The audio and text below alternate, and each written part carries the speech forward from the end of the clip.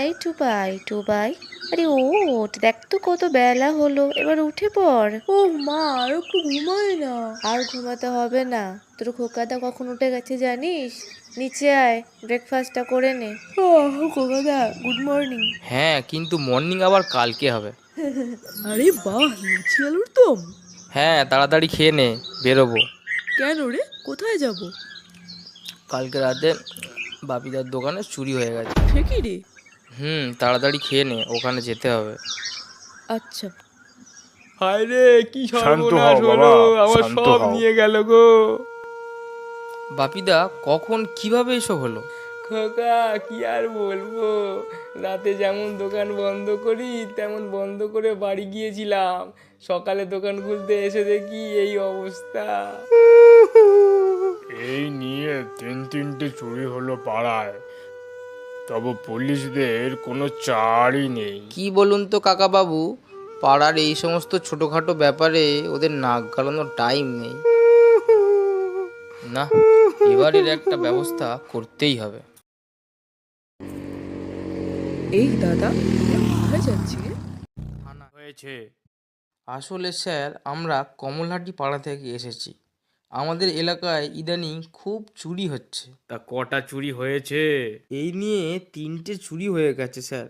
বলছিলাম যদি দুজন কনস্টেবল দিয়ে একটু রাতটা পাহারা দেওয়ার ব্যবস্থা করা যেত। না না, অসম্ভব।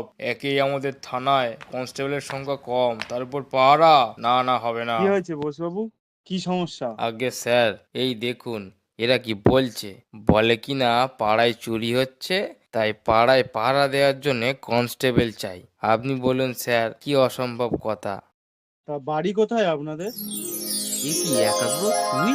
আরে, অন্তু যে। সেই একসাথে গ্র্যাজুয়েশন কমপ্লিট করার পর আর যোগাযোগই হয়নি। জানিস তো, সেই ছোটবেলা থেকেই আমার পুলিশ হওয়ার স্বপ্ন। সেই স্বপ্ন পূরণেই ব্যস্ত ছিলাম। চল আমার কেবিনে গিয়ে কথা বলি। হুম, বুঝলাম। ঠিক আছে, তুই এখন বাড়ি যা। আমি দুটো কনস্টেবল পাঠিয়ে দেবো। তেমন বুঝলে জানাবি, আমি নিজে যাব। ঠিক আছে, ভাত পাতবো। হাত? হুম, চল টুবাই, একটু চা খেয়ে আসি। এই অবেলায় চা? পচুদা, একটা চা দিও। হ্যাঁ, এই যে গো তোমার চা। খোকা বাবু, দুই ভাইয়ে গেছিলে কোথায়? গেছিলাম একটু ব্যাংকে গো। বাবার একটা ফিক্সড ডিপোজিট ম্যাচিওর হয়েছিল, সেটা তুলে আনলাম। এই সর্বনেশ, পাড়ায় যা চুরি হচ্ছে, টাকা পয়সা ঘরে রেখুনি গো। আরে না না, শুধু আজ রাতটা, কাল টাকা অন্য জায়গায় চলে যাবে। ও তবে ঠিক আছে। দাদা, তুই তখন পাঁচুদাকে অতগুলো মিথ্যে কথা কেন বললি রে? না হলে যে ফাঁদ পাততে পারতাম না। ফাঁদ মানে কিসের ফাঁদ? পাঁচুদার দোকান হলো আমাদের পাড়ার রেডিও স্টেশন। ওখান থেকে খবর ছড়াতে বেশিক্ষণ সময় লাগে না। চোরের কানেও নিশ্চয়ই এতক্ষণে খবর পৌঁছে গেছে। তবে কি চোর এখানে আসবে? তৈরি থাকিস। হুম।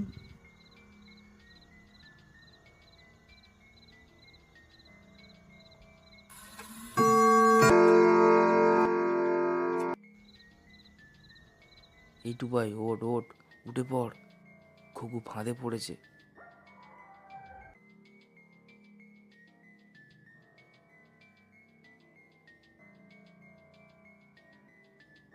ও, চোর বাবাজির ওখানে ঘাপটি মারা হয়েছে, দেখাচ্ছি মজা।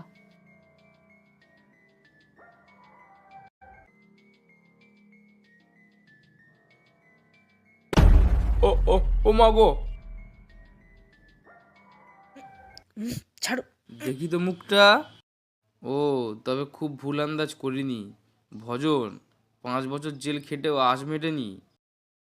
এবার 10 বছরের মতো ব্যবস্থা করব।